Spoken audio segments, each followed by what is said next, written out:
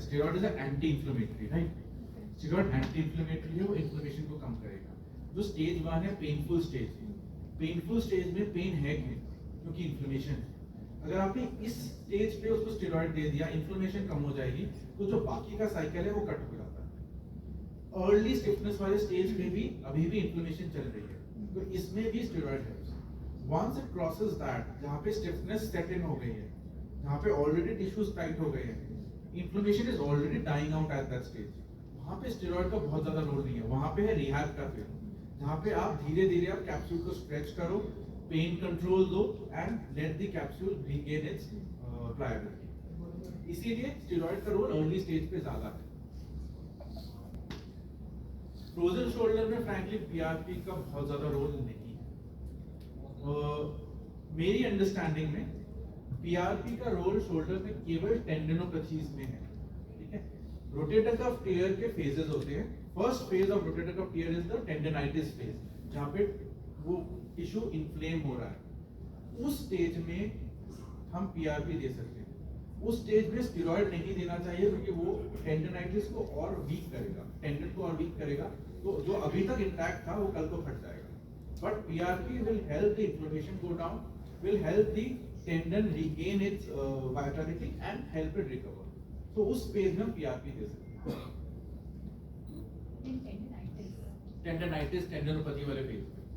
Tier में देखो PRP का रोल नहीं बनता, because we need to understand a structural tear once it is there will not heal.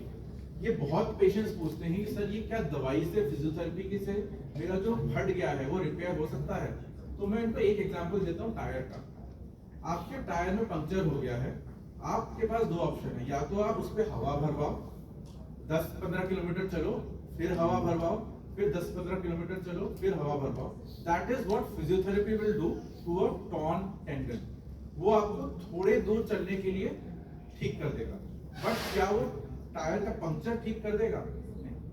Structural injury को structurally repair करना पड़ेगा। अपने टायर के पंक्चर को जब तक पंक्चर नहीं लगवाया, वो पंक्चर ही रहेगा। That is where surgery comes in. Physiotherapy can take you a couple of steps but will not heal the tendon. Tendon heal होने दो, फिर आप फिजियोथेरेपी करवाओ, हवा भरवाओ एंड चलते रहो। So that is where the collaboration between the surgery and the physiotherapy comes in.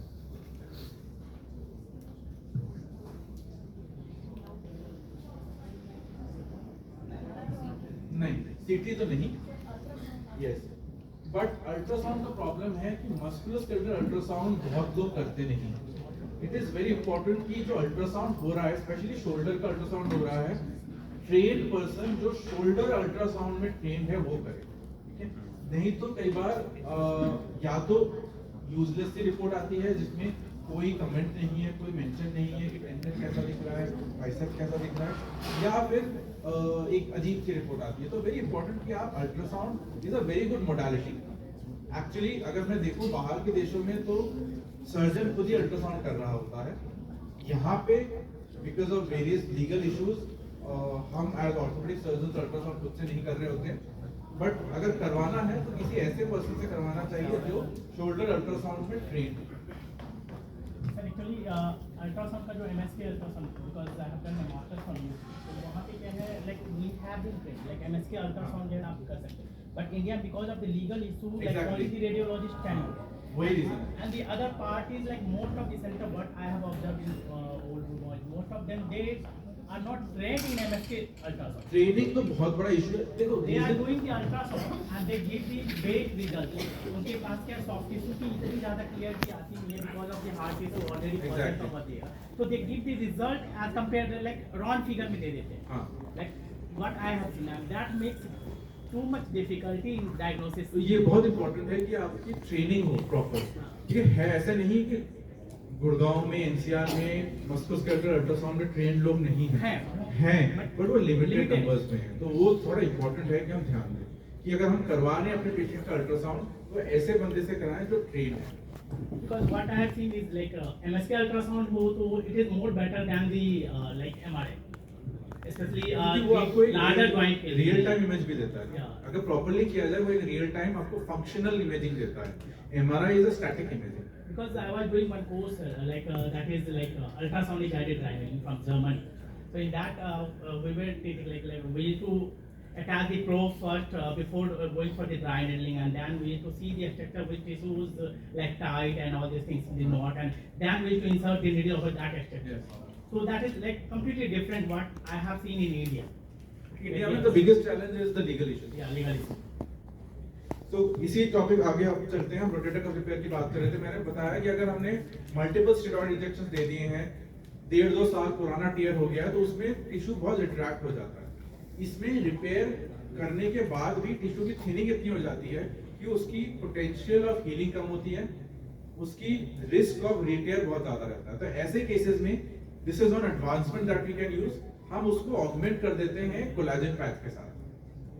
This is available in the market. Basically बस tissue को थोड़ा सा थिकनेस देने के लिए एक कोलेजन पैच देते हैं। कोलेजन अपने आप में वो मैट्रिक्स है जिससे टेंडन्स बनते हैं, इसी में सेल्स इंटीग्रेट होते हैं, ग्रोइंग करते हैं, and it gives a thickness and earlier integration of the repair tendon, and इससे पेन भी, फ्रिक्शन भी कम होता है।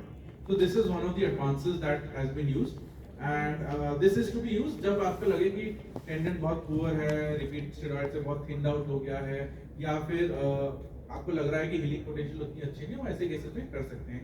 इसको लगाने से रिकवरी एंड रिहैबिलिटेशन में कोई फर्क नहीं पड़ता। रिहैबिलिटेशन सेम प्रिंसिपल पे चलता है, early scapula, active assisted ROM, then eccentric strengthening and active ROM. तो this is one of the patients. आप देखेंगे इसके अभी भी जो स्टिच रिमूवल के ड्रेसिंग है वो अभी तक हटे नहीं है, अभी भी लगे हुए हैं, but still is achieved a good range and function. This is another thing which we use ऐसे पेशेंट्स में जिनमें जो ऊपर वाला बोन जिसको मैक्रोमियन कहते हैं या नीचे ह्यूमरस, उसमें गैप बहुत कम है, जहाँ पे फ्रिक्शन होने के चांसेस ज्यादा हैं।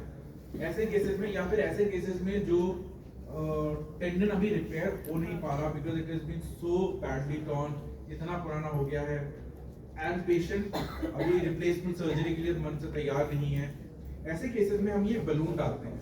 ये बलून क्या करता है, ये उस गैप को थोड़ा बढ़ा देता है।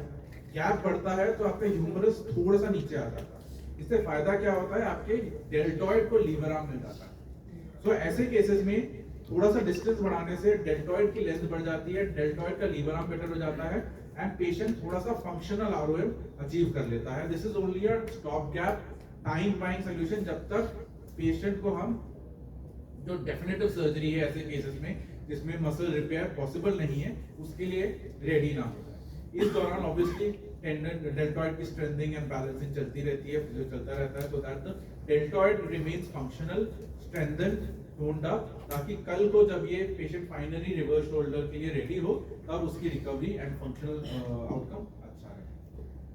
सर जो रिवर्स शोल्डर करा रहे हैं उसमें क्या एज ग्रुप होना चाहिए? मैम क्लासिकल टीचिंग से अगर मैं जाऊं, जब रिवर्स शोल्डर आया था नया नया तो हम 70 प्लस पे करते थे, ठीक है, बट आज के डेट में हम उसको एज लो एज 50 पे भी कर रहे हैं। There is no hard and fast rule कि इस एज के कम में रिवर्स शोल्डर नहीं करना चाहिए। अगर बैडली फ्रैक्चर्ड ह्यूमरस का प्रॉक्सिमल पार्ट है जहाँ पे पीसेस को जोड़ना ना ऑलमोस्ट नामुमकिन है, या फिर जॉइंट ऑलरेडी आर्थराइटिक हो चुका है, या फिर कफ टियर है, इतना मैसिव टियर है कि उसको रिपेयर नहीं किया जा सकता, ऐसे केसेस में हम 60 साल 50 साल की उम्र पे भी रिवर्स कर सकते हैं। रिवर्स जब ओरिजिनली डिस्क्राइब हुआ था उसका जो मॉडल तब था उसकी लाइफ कम थी, तो उस टाइम पे कहते थे कि इसको 70s के बाद करो ताकि 80 साल तक चल जाए। अब जो हम कर रहे हैं उसमें आराम से हम 20 साल तक निकाल सकते हैं। तो अब हम 50-60 वाले एज ग्रुप पे भी रिवर्स शोल्डर कर सकते हैं। तो मेरे पास एक केस है जिसपे उसका शोल्डर रोटेटर रिपेयर करा और ठीक हुआ, उसके बाद वो अगेन गिर गया, अगेन इंजरी। क्या एज ग्रुप है? अभी वो सर 70 के है। जैसे सरदार को थोड़ा सा दिक्कत होती है, पर फिर भी हेल्प उसकी वजह से या जो भी रहा है अगेन इंजरी हो गई, तो बट वो पेशेंट डर रहा है कि कैसा रिजल्ट होगा, और दैट इज व्हाई। तो तुम देखो 70 and रीटेयर, is almost the classic example of a patient who needs a reverse shoulder. Reverse Right? कोई उसका आ नहीं रहा Yes, तो 70 उनके एज ग्रुप भी उस कैटेगरी में आता है जो क्लासिकल टीचिंग थी, प्लस इट इज अ रीटेयर। तो ऐसे पेशेंट क्लासिकल उसमें आते हैं। रिवर्स शोल्डर में दिखाऊंगा लास्ट में। तो बेसिकली आऊंगा, आई कम देयर। उसमें थोड़ी हमारी कम नॉलेज है। रिवर्स शोल्डर में भी अगर प्रॉपर मसल बैलेंसिंग करी जाए तो फिर आरओएम अच्छा रहता है, फुल रहता है। इसमें तो सर बस ये फ्लेक्शन भी होगा। नहीं, अबडक्शन भी आता है। अच्छा, अबडक्शन भी आता है। ये जो रिवर्स शोल्डर, हम सबको पता है कि रिवर्स शोल्डर होता क्या है। प्रिंसिपल इसका यही होता है कि जो ग्लिनोइड का कप होता है उसको हम बॉल बना देते हैं, एंड ह्यूमरस का जो बॉल होता है उसको कप बना देते हैं। ठीक, that is what is called reverse. Normally हमारा यहाँ पे कप होता है, यहाँ पे बॉल होता है। हमने इसको कप बना दिया, इसको बॉल बना दिया। इससे फायदा क्या हुआ? जो तो सर किस केस में शोल्डर रिप्लेसमेंट करना चाहिए और किस पे रिवर्स करना चाहिए? यस पहले मैं ये बता दूं इसका प्रिंसिपल क्या है। नॉर्मली शोल्डर में ये कप था, ये बॉल था, यहाँ पे रोटेटर कप अटैच था, तो रोटेटर कप इसको खींचता था, फिर डेल्टॉइड काम करता था, ये पूरा अबडक्शन होता था। अब रोटेटर कप फंक्शनल नहीं है, तो ये इनिशियल 15 डिग्रीज ऑफ अबडक्शन नहीं आ पाता। यहीं पे अगर मैं इसको बॉल बना दूं, इसको ऐसे सॉकेट बना दूं, डेल्टॉइड की लेंथ फिर बढ़ गई, राइट। डेल्टॉइड अब हमारा थोड़ा सा एक बेनिफिट वाले पोजीशन पे है, तो अब डेल्टॉइड ही इनिशियल 15 डिग्रीज ऑफ अबडक्शन करके पूरा अबडक्शन कर सकता है। तो this is how reverse shoulder works. Reverse shoulder removes the need for the rotator cuff and depends solely on your deltoid to bring about the range of motion। इसमें भी obviously details है, catches हैं, जहाँ पे हम कोशिश यही करते हैं कि रोटेटर कफ को रिपेयर करें, उससे फायदा डेफिनेटली होता है, but principally deltoid is now the prime mover. ठीक, दूसरा जो आपने पूछा कि टोटल शोल्डर कब करते हैं या रिवर्स शोल्डर कब करते हैं, अगर मैं आपको ब्रॉडली बताऊं तो जो जिनमें रोटेटर कफ इंटैक्ट है, यंगर पेशेंट है, उसमें हम टोटल शोल्डर कर सकते हैं। जिसमें अब एल्डरली पेशेंट है, रोटेटर कफ फंक्शनल नहीं है या इंटैक्ट नहीं है या टॉर्न है और रिपेयरेबल नहीं है, उसमें हम रिवर्स शोल्डर करते हैं। So principally reverse shoulder is for patient जिसमें रोटेटर कफ का रिकवरी डाउटफुल है, फंक्शनल स्टेटस पुअर है। When I say functional status rotator cuff का पुअर है इज एल्डरली पेशेंट जिसमें मसल्स में स्ट्रेंथ नहीं है, it is intact, it is not torn but बहुत थिन्ड आउट है, मसल्स वीक हो चुके हैं, या तो मसल टॉर्न ही है, पूरा रिट्रैक्टेड है, उसको वापस लाना मुश्किल है, ऐसे में रिवर्स शोल्डर रिकमेंडेड है। तो broadly younger category good rotator cuff total shoulder, elderly torn rotator cuff, irreparable rotator cuff, non functional rotator cuff reverse shoulder.